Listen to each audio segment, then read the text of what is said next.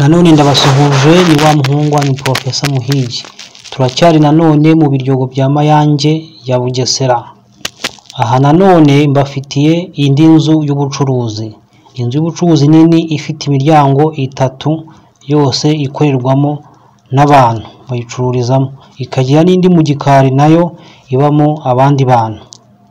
Inzu ni iyi ngiyi mubona hano.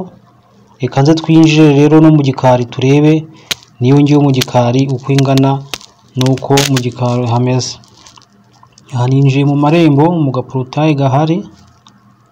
Inzu ni iyi ngiyi iri guhinguka nayo ifite imiryango ibiri yo mu gikari. Ni inzu nayo ibamo abayikodesha abapangayi.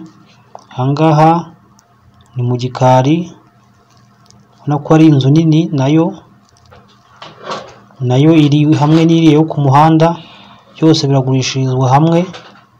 Ni miliyoni 35. Miliyoni 35 ukigurira inzu ebyiri ziri mu isantere hagati ya Mayange, hagati inzu z'ubucuruzi. Ahangaha ni inyuma,